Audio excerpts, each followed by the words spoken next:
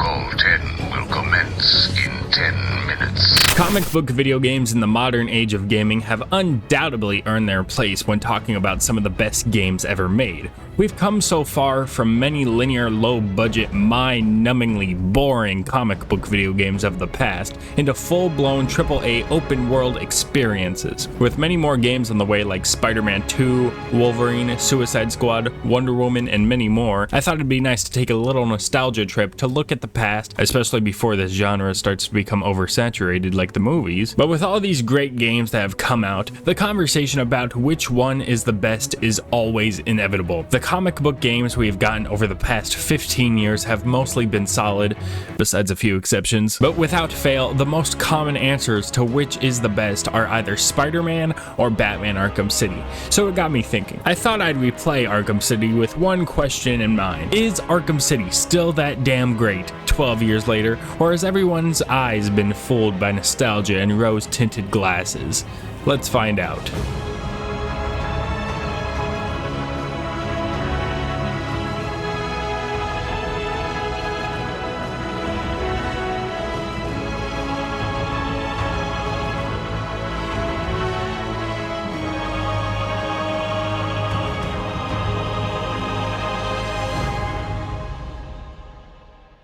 What's up guys, Good Gaming here. Today I am back with another video, and this time we are finally going to be talking about Batman Arkham City. I know it's been 3 months since I uploaded that Batman Arkham Asylum video, and everyone has been wanting me to talk about Arkham City ever since, but don't worry, because it's finally here. And I am glad we get to talk about it today, because it is one of my favorite games of all time. Easily in my top 5, and I'm sure many people feel the same way, whether it's their favorite game of all time, or it's their favorite comic book video game of all time. But I wanted to take a step back. I wanted to go back in time and replay this game again to make sure we're not glorifying anything of the past, to make sure we're not wearing some rose-tinted goggles, and see if it really is truly one of the greatest comic book video games of all time. We're going to be talking about all sorts of things like the story, the gameplay, all that stuff. We're going to be covering all grounds. But before we do that, let's get into some background. After the massive success that was Batman Arkham Asylum, Rocksteady knew what they had to do. They had to go ahead and release a sequel, which as a matter of fact, they were already brainstorming ideas for the game while they were working on Batman Arkham Asylum. So after Batman Arkham Asylum released in August of 2009, they got straight to work on Arkham City, wasting no time at all. They got Paul Dini to come back and write again. This secured Mark Hamill and Kevin Conroy, but Arlene Sorkin did not return for the role of Harley Quinn, as Tara Strong took up that role instead. Again, rest in peace Arlene and Kevin. And Rocksteady really wanted to go all out for this game, making a city that would accommodate for Batman's gliding and grappling, making you feel like the Dark Knight. I'm sure everyone remembers when that very first teaser trailer released, showing all sorts of hints and clues to different villains in the Batman universe we haven't seen yet, and being blown away by just how big this game was gonna be. And finally, the game had released on October 18th, 2011. And of course, the game received massive amounts of praise, easy 10 out of 10s across the board. But does it still live up to that god tier status that everyone held it so high 12 years ago? Well, ladies and gentlemen, let's find out when we jump into the story.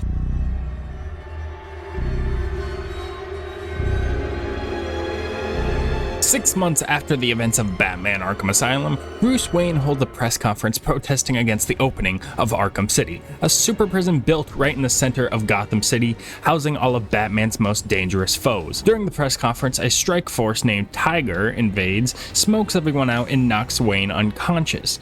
Bruce wakes up in a dark room confronted by Hugo Strange, the supposed mastermind behind Arkham City. He reveals that he knows who Batman really is and plans to commence an operation called Protocol 10, and Strange threatens to tell the world about Batman's identity if Bruce tries to stop him. Bruce is led out into the city, kidnapped by the Penguin, beats up the Penguin, and climbs to the rooftop of Ace Chemicals as Alfred sends him the iconic Batsuit. Batman suits up and prepares for a literal hell on Earth, as he intends to find out exactly what is Protocol 10. Such a simple setup, but it leaves you very intrigued. Not only is Batman locked in there with every single inmate he's put away, but Hugo Strange also puts political prisoners in there for anyone who protests against him or even has worked for him, anything to tie up any loose ends so that he doesn't get in trouble. And learning about this mysterious Protocol 10, it already sounds so badass. Protocol 10.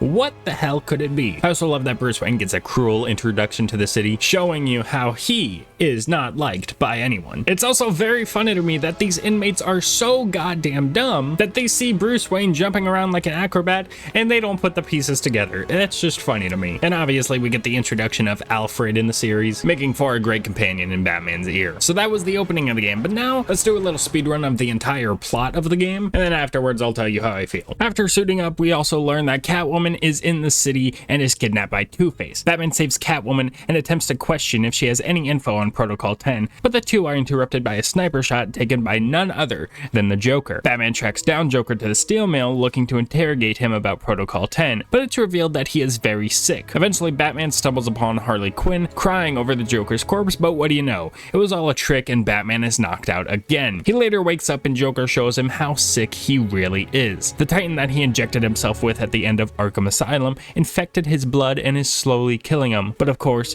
Joker raises the stakes again by infecting Batman with some of his own blood and donating more to hospitals all over Gotham. To make matters worse, Joker has no idea what Protocol 10 is, but Batman is forced to get to work and find them a cure. So he searches the city for Mr. Freeze. Catwoman during this time has occupied herself with treasure that is locked behind one of Strange's vaults. She gets the idea to track down Poison Ivy and ask her for help. Ivy isn't so happy to see her and proceeds to send a few Redditors to stop Catwoman before trapping her and holding her captive. Batman finds out Freeze was kidnapped by the Penguin and is being held in the museum. He finds Freeze stripped of his suit and demands Freeze to help manufacture a cure. Batman catches up with the Penguin and as a last stand makes him fight a resurrected Solomon Grundy. Batman emerges victorious and takes down the Penguin. Freeze is now free and has found his suit. Unfortunately, he explains to Batman that the cure can't be made without a restorative enzyme, an enzyme only found in the blood of Ra's al Ghul. Batman tracks down one of his assassins underneath the city and is so close to finding Ra's but is near death at this point. Luckily, he runs into Talia al Ghul, Ra's daughter, and Bruce's former lover. He takes part in the demon trials to temporarily restore his health and fights Ra's to steal his blood. After bringing the blood back to Freeze, he successfully develops 2 antidotes but destroys one to try and force Batman into finding his wife, Nora. Batman and Freeze fight, but during the brawl, Harley Quinn snuck in and took the cure. Batman confronts Joker at the steel mill, who by the way is looking much better already. The two fight until Joker traps Batman under rubble. Joker towers over Batman ready to kill him until Talia interrupts and offers Joker a trade to spare Batman, and she'll grant him immortality by Ra's Lazarus pit. But meanwhile, Catwoman convinces Ivy to help her into the vault. She steals a briefcase filled with treasures and is about to leave Arkham City, but sees that Batman is in trouble. Her conscience takes over and she decides to save him. After Batman is freed, Protocol 10 begins. Dozens of helicopters are firing missiles upon the prisoners in the city, attempting to kill every single one of them. Batman attempts to save Talia first, but Oracle and Alfred prevent him from doing so, as dealing with Strange is the priority. Batman makes his way to Wonder Tower as Strange keeps sending Tiger Guards to thwart Batman while decimating the city. Batman finally makes it to the top, taking out every single guard and confronting Strange. Batman puts an end to Protocol 10, and as Strange is in mid-monologue, he is impaled by Ra's al Ghul, as he reveals himself to be the true mastermind behind Arkham City, as Strange was just a puppet. Strange self-destructs the tower as Batman tackles Ra's out the window. The two are in freefall as Ra's tries to kill Batman by impaling himself, but he fails and is left for dead. Joker pops up on a screen and reveals that he has Talia hostage and it's time for them to finish this. Batman enters the Monarch Theater as Joker confronts him and demands Batman give him the cure. Batman is confused because Harley already stole it, but in one swift move, Talia takes her sword and stabs the Joker, seemingly killing him. Talia reveals that she stole the cure from Harley Quinn and had it all along. Batman inspects Joker's body and reflects on all the events leading up to this moment, realizing something isn't right. While he is finally piecing it all together, Talia is shot and killed from behind by the real Joker, who is still very sick. The Joker that is on the ground resurrects and is revealed to have been Clayface all along. Batman fights Clayface, attempting to freeze him, but Joker blows the floor out from beneath them. They end up fighting in Ra's chamber until Batman prevails and steals the cure back. He drinks the antidote and is seemingly cured, but Ra's chamber blows up and leaves Batman unconscious. He wakes up with the cure in his hand as Joker lurks in the dark, speaking to Batman. He then stabs him, causing Batman to drop the cure, rendering it useless to Joker. Joker continues to laugh until he starts choking on his breath. He lies down and begins gasping for air until he finally dies, with a smile on his face. Batman carries Joker outside in front of all his henchmen and Harley, before exiting Arkham City to a squadron of GCPD officers led by Jim Gordon. He lies Joker's corpse down on the police car and walks off as Jim Gordon asks him what happened. Batman, what happened?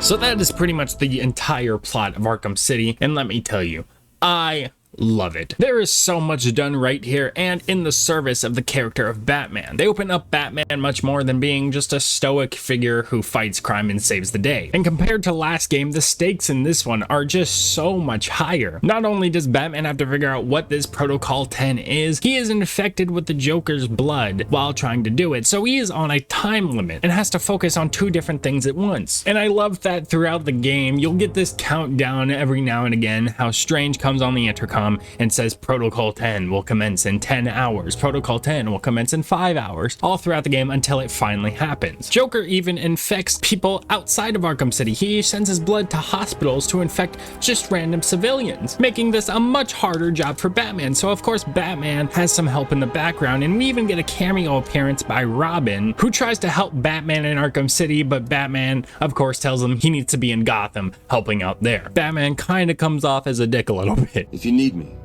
you know where I am. I know.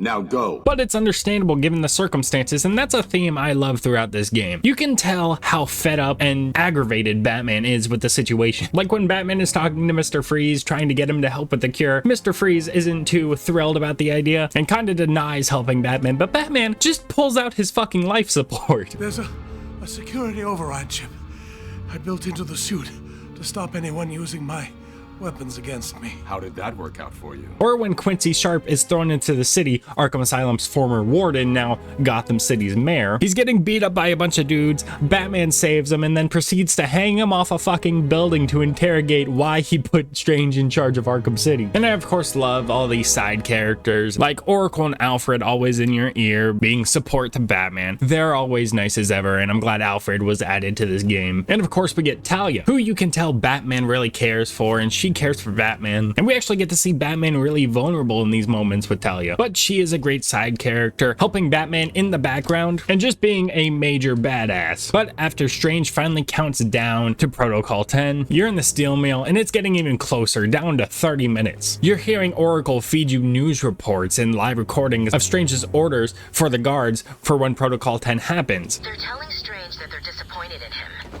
that they never believed Protocol 10 would need to be activated. But they gave him permission, didn't they? Good evening. Protocol 10 will commence in 30 minutes.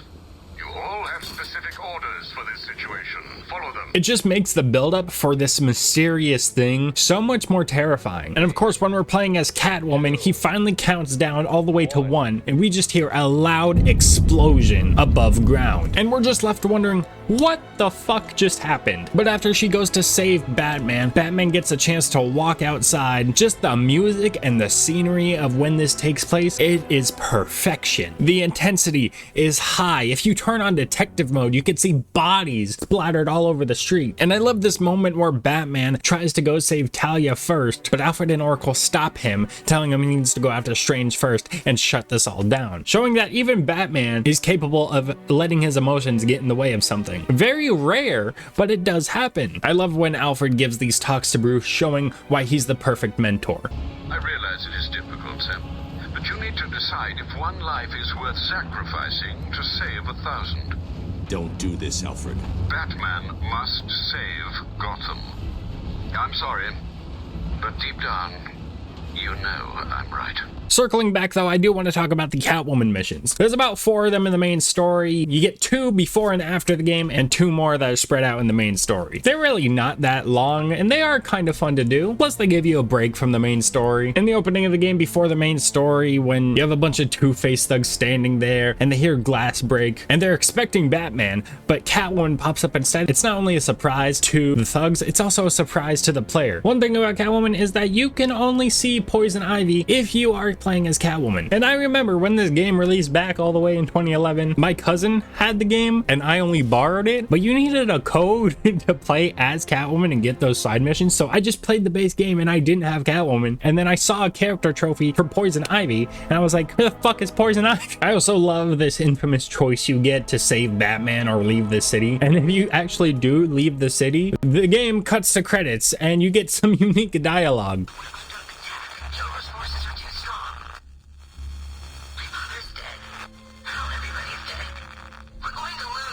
Thankfully, Rocksteady is nice enough to go back and rewind the game for you so you can make the right choice. But just imagine how many people shit themselves when they realized, oh no, the game's over, fuck. Another thing that shines through in the main story is all of the main villains we have here. Strange is menacing and diabolical, and as the game goes on, you learn that he's pulling so many strings to control the different villains and gangs. He supplies Joker's crew with weapons, and you can hear the thugs bragging about how Strange is on their side, but he only does it to make it seem like the criminals of Arkham City are out of control, so it would be easier to get Protocol 10 authorized, truly being a puppet master. But as it turned out, Ra's al Ghul is the true mastermind and is clearly insane from dunking in the Lazarus pit too many times. He's even willing to kill his own daughter to get one over on Batman. Him being the true puppet master behind Arkham City makes so much sense, as he believes in power and order with an iron fist, but of course, Batman believes in justice. You're wrong, Ra's.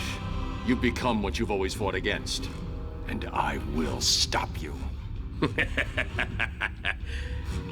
I doubt it. Penguin and Two-Face have smaller roles in the story, but they are absolutely incredible. Nolan North and Troy Baker do wonderful jobs with these characters and give us moments that are iconic and borderline fucking hilarious. Two guns, bitch! I wonder what would happen if I take this hammer and... Well, what do you know? His whole bloody hand explodes! Mr. Freeze is a character that is in that gray area of morality. He will do bad things, but only if it can benefit him saving his wife, Nora. He's willing to help Batman, but only because Batman brings up how Nora could be affected if Freeze doesn't help. At the end of the day, though, they both have mutual respect for each other, and Mr. Freeze will always be one of my favorites. Unfortunately, Harley really doesn't do much in this story, although she does feature one of the most wild prompts I've ever seen in a video game before. But she has a full DLC to herself, so that kind of makes up for it. Tara Strong does do an incredible job of filling in the shoes of Arlene Sorkin though, and honestly the first time I played it I could barely tell a difference, so good job Tara. Then of course there is the Joker. Joker is incredible as always, and Mark Hamill really gives one of his best performances as the character. He spends most of the game in the background but never fails to deliver when he shows up. Even though he's not there though, throughout the game he'll leave you voice messages just saying stupid shit to fuck with Batman. Even when Joker is heavily sick and is put on the sidelines, he still poses a massive threat with his schemes and will do whatever it takes to come out victorious, even pulling off one of the greatest plot twists in gaming. Nobody in their fucking right mind called that Clayface was really healthy Joker the whole time, and if you did, you're lying. Maybe you're not, but you know, the way Batman sits there and knows something is off and deduces it in his mind is one of the best gaming scenes ever. But going back and replaying it, you can see so many hints leading up to it. It's crazy. Talia's death hits him hard. Although they could never make it work, you can tell that they still love each other. But Joker just rubs it in. And one of the most unexpected moments with the death of the Joker. Rocksteady had balls killing off one of comic books' most infamous villains. But you know what? It worked. Even then, he laughs himself to death at that one line that sums up Batman's morality and his entire relationship with the Joker. You want to know something funny? Even after everything you've done, I would have saved you.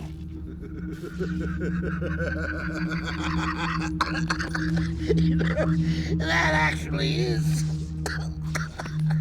pretty funny. Batman wins, but it's not a victory. Batman created the Joker and now feels a sense of failure and guilt as he carries his corpse out of the city. This ending is one of my favorites in video games ever, and probably the best in the series. Seeing Joker's death for the first time had my jaw to the floor. It wouldn't be the obvious thing to do. We all would have thought that they would have kept him going, but honestly it was right. Killing him off in this game and then letting Scarecrow shine in Arkham Knight was the right call, even though, you know, he's not really gone per se, but we'll speak about that at a later date. With everything I love about this story, there are a few gripes and nitpicks I have though. One is that the story is very short. If you're just doing the story and nothing else, the story length comes about in between 4 and 5 hours. And I didn't skip any cutscenes or anything like that. I recorded all my gameplay, making it much shorter than Batman Arkham Asylum, but it kind of does make up for it with the inclusion of side missions, which we didn't really have in Arkham Asylum besides the whole Riddler stuff, but I do kind of wish it was longer. You can literally complete the game in one sitting. Another thing is the pacing is mostly overall great, but there is one section of the main story that is really boring to get through. It's when you're going to the museum for the first time, you walk in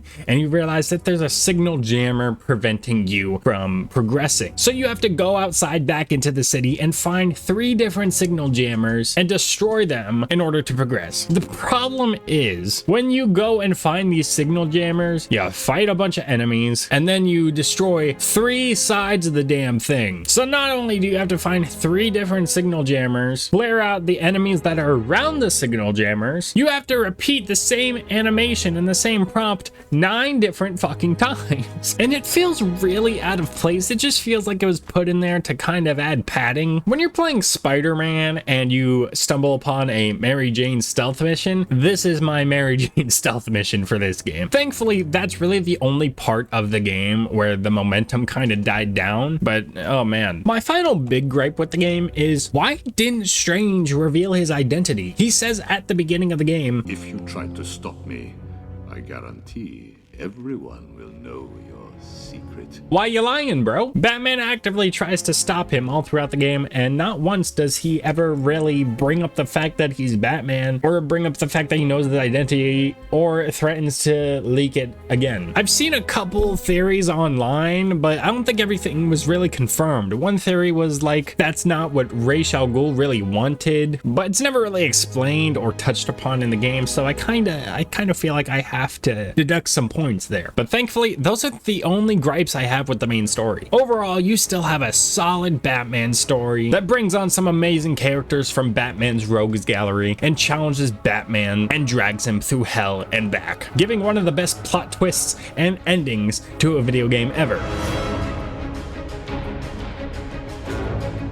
Rocksteady really stepped up their game when it comes to gameplay this time around. We all know Arkham Asylum had that free flow combat that we all love, but Rocksteady really managed to take that system and kick it to gear 11. Batman's combat is greatly enhanced in this game. It is so much more smooth and easier to lunge further distances towards enemies you really want to hit, adding a whole new assortment of takedowns, plus adding the ability to use majority of your gadgets in the free flow combo without messing anything up. Speaking of the gadgets in the game, we do get a few new ones. Of course, we have the returning favorites such as the line launcher, the cryptographic sequencer, the explosive gel. We get some awesome additions like the remote electric charge, the freeze cluster grenade, and one of the best additions ever, the smoke pellet. The one tool that is essential to making you feel like the Dark Knight. Nothing feels better than dropping a smoke pellet and disappearing into the night, leaving your enemies in confusion. Of course, stealth gets an upgrade as well, such as a few takedowns that were added, such as the double takedown, an overhead takedown, and a wall takedown,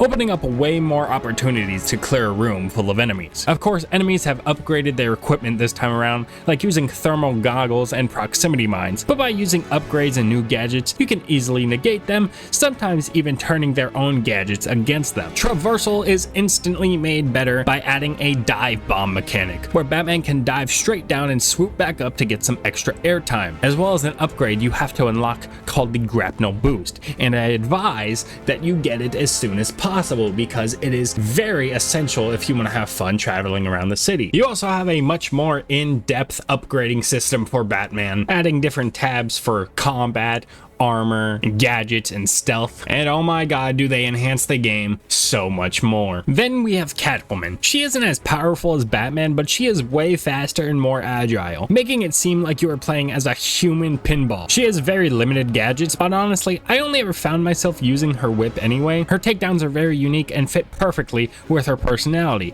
God damn, I wish that was me. Her traversal isn't really that fast and sees you doing a lot of climbing, but it's not much to hinder the experience. Stealth itself is a challenge as she doesn't have the tools that Batman harnesses, but she can make very quick escapes to avoid gunfire. But I swear to God, if they keep shooting out those gargoyles, I'm gonna fucking scream. Almost like Batman's detective mode, she has a thing called thief vision. It's not as in-depth, but it is kind of cool to look at. And of course, we cannot forget everybody's favorite gameplay feature that Rocksteady added to this game. Big head mode, baby. Look at that shit, looking like babies. It is so fucking ridiculous, but everybody loves it for that. But yes, overall the gameplay for these two characters is amazing. Very impressive how they managed to improve so much and so drastically from Batman Arkham Asylum, especially when they're adding another character to play as and making a whole entirely new system for her. I guess technically 4 characters, because you can also play as Robin and Nightwing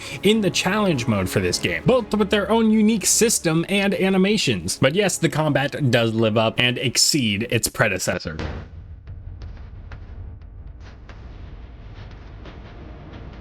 As for the boss fights in Arkham City, you get 4 in this game, kind of 5. The first one you're dealing with in the story is Solomon Grundy. He doesn't make an appearance in the game for very long, but it is very cool seeing him. The undead nature and the presentation of this guy with all the lighting is truly a sight to see. Plus, a Batman absolutely having no fear is badass. The boss fight is pretty simple. You go around spraying explosive gel on the ground, destroying his light thingies. I don't know what the fuck you call these things. But after you do that, the fight goes into a second phase where Grundy rips that sexy shirt off and you have to do it again. And then once you do that over again, Solomon Grundy falls on the ground and you presume he's dead. But when Batman goes to finish the job, Grundy resurrects, grabs Batman, and drags him to be electrocuted. You struggle as Batman, but you eventually escape. And then the boss fight sees you doing the same thing again. And finally, you do a final beat down on Grundy until you eventually rip his heart out. Such a simple boss fight, and of course follows the rules of 3, but the music and the lighting and just the overall presentation of it is so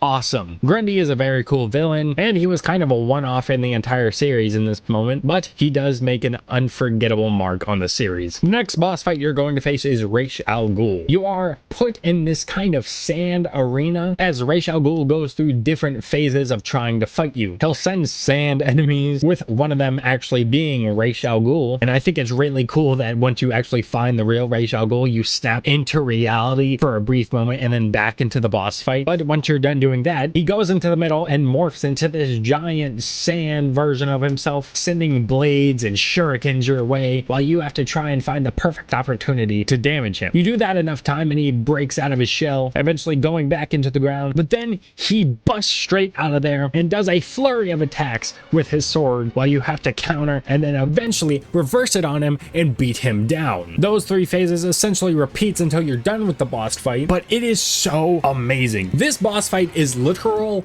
anime. Just the camera work and the impact of all the counters and hits to Ra's al Ghul. Plus, in the boss fight, a bunch of sand demons come out of the ground and you have to counter all of them and break them off of you. Such an amazing boss fight. The next boss fight you have to face is probably the best in the entire series, and that's the one where you have to face Mr. Freeze. Mr. Freeze is a very unique boss fight, as it has you do an attack to try and take him down, but if you do that attack, you can no longer use that attack again in the entire boss fight. So it leads you having to be creative and use your gadgets and critical thinking to try and figure out how to beat him. Depending on the difficulty you're playing on, there's a certain amount of times that you have to do it. I think the most is 10 if you're playing on New Game Plus. But it is so cool how Mr. Freeze adapts to your attacks. You do a silent takedown behind him and eventually activate these thrusters that prevent you from no longer doing that. If you do a ledge takedown on him, he'll freeze the ledge. If you do a vent takedown, he'll freeze the vent. So many cool possibilities, and it leaves you having to actually think about how you're going to take him down. But when you eventually do, you just beat the shit out of him until you break his helmet. But then the final boss against Clayface. He is a very big boy. The way to beat this boss is you just have to keep throwing freeze grenades until he gets down enough damage, and then Batman can take a fucking sword and chop him down. He does multiple multiple attacks like trying to crush you, chop the top of your fucking head off, and does a rollerball thing at you. But eventually after you freeze him twice and chop him with the sword enough times, that's when Joker changes the scenery. And when you end up at Race's chamber, you have to fight a bunch of clay henchmen with the sword until you eventually freeze Clayface again and then jump in there and get the cure and finish him off. This is an amazing final boss fight for this game. Pretty much inventing a whole new combat system for Batman with a fucking sword is absolutely incredible, just because you don't even get to play with it that long. And this boss fight actually proves quite a bit of challenge. Those Clayface henchmen are kind of relentless sometimes. I think it proves a great final boss for this game. And I almost forgot, you get a bonus boss fight as Catwoman in her final little episode where she has to go to the museum and take down Two-Face. It's pretty much just a stealth section that sees a bunch of enemies plus Two-Face. He actually has a fucking rocket launcher. This one is quite a challenge too, but pretty much all you have to do is go and take down Two-Face, whether you beat him up or you do a silent takedown. Do that enough times until he's finally worn down, and it's actually pretty fun to beat up Two-Face multiple times and get knocked the fuck out. And that's it for all the bosses in Arkham City. The best boss fights in the series, you'll come to find out. While Arkham Asylum had some fun and very creative boss fights, this game elevates it so much more. Every single boss fight in this game is so wacky and so creative and fits so well with each character, and the scenery of each one and the music is all breathtaking. Unfortunately, Arkham Knight doesn't really live up to that status, but we'll get there eventually. Well, so the shaved monkey has failed. How utterly expected. As for side missions, there are 12 in the game, but 3 of them are resorted to gadgets and upgrades and stuff, so we're really only going to be talking about 9. The first one is where a mysterious watcher is stalking you all around Arkham City, and every time you walk up to him, he says something cryptic and then disappears in smoke while leaving a symbol on the ground for you to scan. We have been watching you for a long time, Batman. You go to another part of the city and you find him there again, and he does the same thing. You do that about 4 different times until Batman puts together all the symbols leading to one location. When you get to this location, he reveals that he is the character Azrael, a character in the comics that notably adopts the Batman cowl, but can often be an enemy due to his violent nature. But in this game, he warns Batman of a prophecy that is coming, events that Batman cannot stop that sees Gotham burning. Dark days are coming, Batman. The prophecy is coming true. You are the warrior who will close the gates of hell. You are the one who will save this day. And in doing so, events will occur that you cannot stop. From the ashes of Arkham, the fires will rage and Gotham will burn.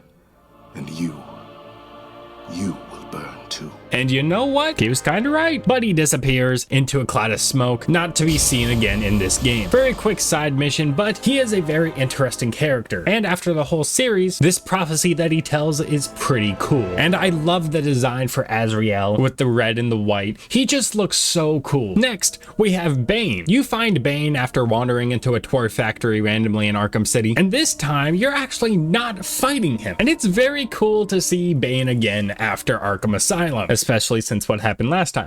But he tells you that there are a bunch of Titan containers and shipment that are in Arkham City. He lets you know that these need to be destroyed so nobody bad gets their hands on it. He says there's 12 in total and each of you takes 6. So after going around the city and discovering 6 different Titan containers and destroying all of them, you can do it throughout the story, after the game. You can even do a majority of them before you even get to the side mission, which I think is really cool for speedrunners. But after doing all that, you come back to Bane, let him know that you destroyed your half, but not until Batman and Bane are interrupted by a bunch of henchmen demanding some Titan. And this part is really cool because you and Bane actually get to work together. You're fighting a bunch of henchmen, and Bane's also there whipping ass and throwing henchmen around, and it is pretty cool. But once you defeat all the henchmen with Bane, Batman checks in, making sure he destroyed all his containers. But what do you know? Bane reveals that he had the containers all along, and he just wanted to destroy the excess to make sure nobody else could take the Titan and rival him. He goes to charge at Batman, and Batman ends up trapping him in a little cage. I knew I couldn't trust you, Bane, so I used you instead. What? Leaving you to destroy the rest of the Titan containers, and that's pretty much it. My boy Bane keeps getting disrespected. Again, like last game, I wish that Bane had much more of a role to play. At least if he was only present in this side mission, I wish we had gotten another boss fight with him, especially since this is the furthest you ever see Bane chronologically in the Arkham series. He doesn't even show up in Arkham Knight, so this is pretty much it. Thankfully, Origins carried this character on their fucking back. Next, you have Nora. As you remember in the main story, Freeze asks you to find Nora as Joker has her held somewhere. Of course, if you know anything about Batman, you know that Nora is frozen and she has a disease that Mr. Freeze is waiting for a cure so that he can unfreeze her and then give it to her. But Batman goes to find out where she is, and he ends up finding a hideout full of thugs where they're just keeping her in an ice box. And once you're done securing the area, you go back to the GCPD and tell Freeze that you found his wife and that he can safely go visit her. Pretty short, pretty simple, but it is sweet, especially after the fact you get to talk to him and he expresses his gratitude towards Batman, so that's really cool. Next, you have the Mad Hatter. He shows up very briefly in the story when you're talking to Vicky Vale, and after the fact, Alfred will mark on your map that he has dropped an antidote for you that you can take and you'll get all healthy again. But going to take this antidote passes you out, and you wake up in a mysterious dining table. Everyone has rabbit masks on, and you just see the silhouette of a small man in a top hat. He ends up putting a mask on you, fading to black. We end up struggling for control over our sanity, but after breaking out of it, it is revealed that we are on a falling clock, and we have to take out as much enemies as we can, with Mad Hatter popping up over and over again trying to stop Batman. After defeating all the enemies and getting a hold of Mad Hatter, Batman finally knocks him out. This side mission is really fucking cool. The scenery and the imagery, the silhouette of Mad Hatter while you're sitting at the table is just really cool to look at. And when you finally transport to the falling clock, it is such a sight to see. This is probably the closest thing you get to a Scarecrow nightmare in this game, and although it's short, it is very much sweet. Then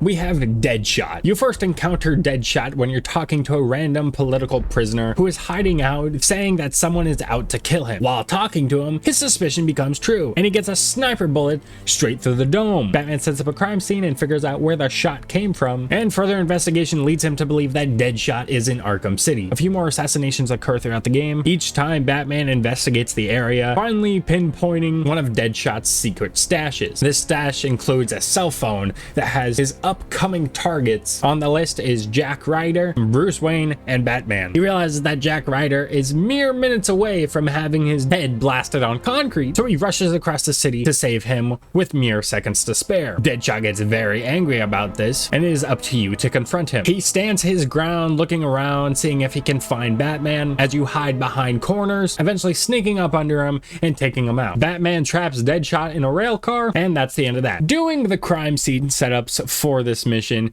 is really cool, but again, I wish Deadshot was a little bit more challenging. We kind of just sneak up on him, press a button, and then that's it. But in fact, you can actually see a Deadshot at the beginning of Arkham City. I recommend you do this side mission while you're doing the story, because waiting around for all the victims, it takes a while. Then we have one of my favorite side missions in the game, and that is the identity theft case. Throughout Arkham City, you can find multiple mutilated bodies, all with their face wrapped up in some gray tape. You learn that these people were murdered and had parts of their face carved off and stolen. You come across a couple prisoners who witnessed the accident or helped clean it up, and they all say that they saw who did it, and they say that it was Bruce Wayne. Only Batman knows that this is impossible because, of course, he is Bruce Wayne. He kind of gets irritated at this idea that everyone thinks it's Bruce Wayne, and Oracle kind of even questions him about it. Think about it.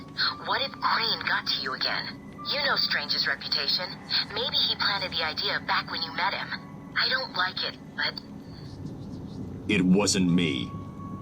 I'm sure it wasn't. But eventually we find the hideout of this mysterious identity theft killer, and doing some investigation, we find out that it is none other than Thomas Elliot, also known as Hush. Hush is an iconic Batman villain, and Thomas Elliot is a former childhood friend of Bruce Wayne. He slowly takes off the wrapping around his face to reveal he looks just like Bruce Wayne, because all these identity theft murders that he was carving faces from, he took enough faces and enough pieces choices to perfectly craft himself to look like Bruce Wayne. We don't get to fight him or anything, but he leaves you so intrigued and wanting for more, and leaves very ominously outside of Arkham City. This side mission is just great. The buildup of Hush being in the game and all these prisoners saying that it was Bruce Wayne when in the back of your mind you know it's not, and even Bruce and Oracle questioning his sanity and what if he really did do these things and he just didn't know it, making for one of the best side missions in the game. I'm sure it'll all pay off in the next one. Next, you have Victor Zsasz returning from Arkham Asylum and more sadistic than ever. You first hear of Zsasz when a telephone rings throughout Arkham City. Picking up this telephone reveals that Zsasz is also in Arkham City. Not only that, he has multiple hostages, and if Batman doesn't comply and play his little game, then he's going to kill all of them. His game involves ringing a telephone randomly in Arkham City, and when Batman picks it up, he rings another telephone in Arkham City, and Batman has a limited time to get there before he kills one of the hostages. And when you get to this second telephone, you try and trace his call, figuring out where he is, but he keeps talking, going on about his life story, and it is very maniacal, but so intriguing to hear. All I wanted was them back. I now know that that was impossible, of course, that their death served a higher purpose. But back then, I had yet to experience the joy of cold steel cutting through warm flesh. And I am so glad they expanded more on Zsasz, because we all loved his sadistic and insane nature in Arkham Asylum, and it's cool that we kind of get a background on who he is. I actually reached out and made a post on my YouTube channel asking if anyone has anything to say about Arkham City, and I'll include it in the video. We have one reply here from Smexy Bacon 4552 saying, I like the Zsasz side mission and the Mad Hatter one, and I have to agree, both these side missions are great. The only problem I have with the Zsasz one is that after all the call tracing and after all that, you finally find his hideout, but once you get to him, you press another button and then that completes the whole side mission. I just wish there was a little bit more to do in the case of some of these villains than just pressing a button and putting them away. But nevertheless, it is a great side mission, and I'm glad we got to hear about more of Zsasz. Thanks for the comment, by the way, Smexy Bacon. Then we have random acts of violence happening across Arkham City where you see a regular inmate assaulting a political prisoner, and you pretty much just do a bunch of those until the side mission is complete. Not much to it, but it gives you something to do. Last,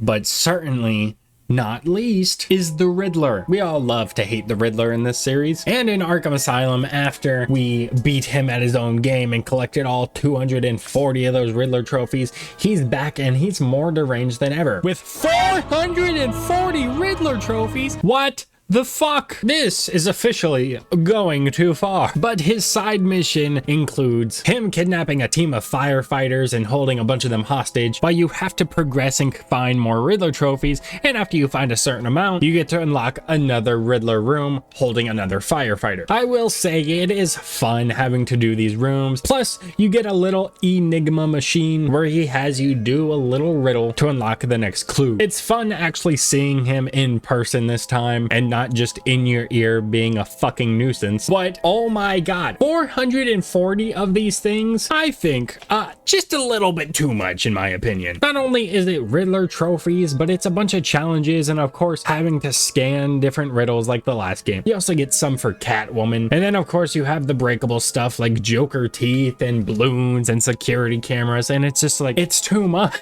I know they feel like they had to go bigger because it's a bigger play area and stuff like that, but in so many cases you find one Riddler trophy and then you go to another building right next to it and then you find another Riddler trophy and then you go to another building and you find another Riddler thing. It's just too much. So many question marks and fucking trophies clutter this city to all living hell. But if you're up to the task and willing to collect, then you finally figure out where Riddler's hideout is and you get to take him down once and for all, humiliating him in the process. But yeah, very fun side mission, very irritating as well due to how many trophies and challenges you have to do, but a very satisfying end for when you do it all. And that's pretty much it for all the side missions in Arkham City. I think most of them do a great job of keeping you occupied and having a little bit of fun. Again, I do wish some of them were more in depth and more than just pressing a button and then being done with it. It's not like they're hard to do at all, besides the Riddler and collecting all his fucking trophies. So I give a thumbs up to all the side missions in the game.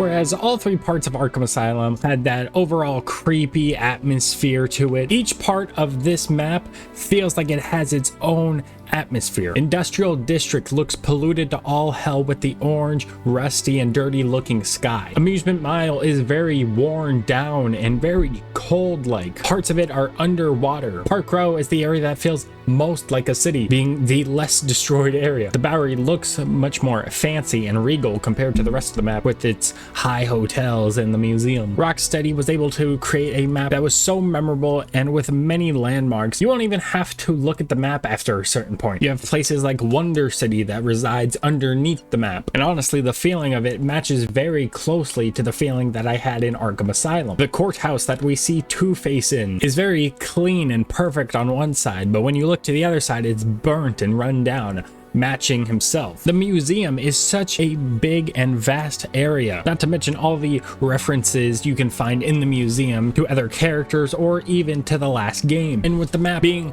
much more vast, you can find so many references to other DC characters or other members of the Batman family. The same version of Gotham City that we saw in Arkham Asylum still towers over Arkham City. You can even see Arkham Asylum if you look off into the distance, and it's still ravished by Poison Ivy's plants. You can find cool secrets hidden in the game inside the map. If you go back to the sewers after the Ra's al Ghul boss fight and press a certain button, you'll actually get to see Killer Croc in his only appearance in this game, and you can only do it that one time or you can't come back and do it again. You can see Calendar Man locked under the courthouse, and if you go to him on or around a certain holiday, he'll give you unique dialogue pertaining to that holiday. And like last game, Rocksteady decided to add another secret room. This time if you go on this specific boat and put in the code City of Terror, which leads you to a room with a very frightened inmate, foreshadowing somebody's return. I have an input from Sockhead here where they say, I like all the dialogue you can hear from the thugs around the city before you attack them. Alright, thank you Sockhead, I notice you on the channel a lot. But it's true, when you're gliding around the city, you get to hear what the inmates of the city are saying, and they'll just say the dumbest shit 100% of the time. 1, 2, 3. Gun beats paper. No, gun doesn't beat paper. Stick to the rules. 1, 2, 3. What the hell is that? Dynamite. But I think one of the best things you can find in the city is the chalk outline of Batman's parents where they had died in Crime Alley, and there's a rose and a tape left there for you. And picking up the tape reveals that it's a message from Hugo Strange as he gives you this chilling monologue. How does it feel, Wayne, to stand on the very stones that ran with your parents' blood?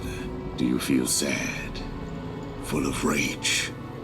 Or does that outfit help bury your feelings, hiding your true self? Oh, you are a truly extraordinary specimen. I look forward to breaking you.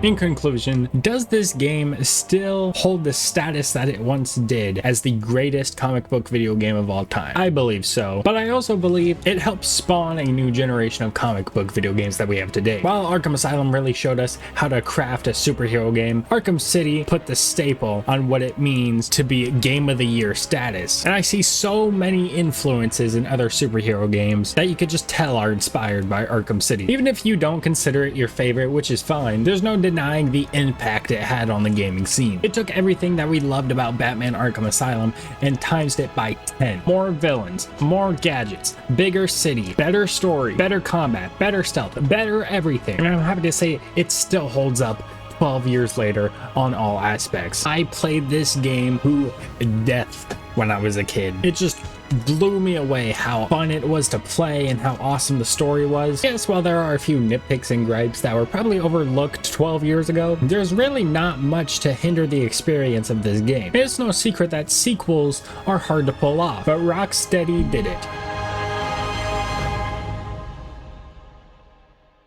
I know chronologically the next game is Batman Arkham Knight, but I might end up talking about Batman Arkham Origins first, which wasn't made by Rocksteady Studios, so we're gonna have to see how it compares. But thank you all so much for watching the video. If you enjoyed, please leave a like, maybe subscribe. I know it took a while for me to get this video out, and I put a bunch of other videos out in between, but I'm glad I finally got to be able to talk about this game because man do I love it. And another superhero series that everyone loves, Spider-Man 2 is coming out soon, and I'm definitely going to be doing a gameplay series on that. But let me know down below, do you guys like Arkham City? Do you think it's one of the greatest, if not the greatest comic book video game of all time? What do you like about it? What do you dislike about it? All that stuff. Again, thank you guys for watching the video. I hope you have a lovely rest of your day. Take care. Peace.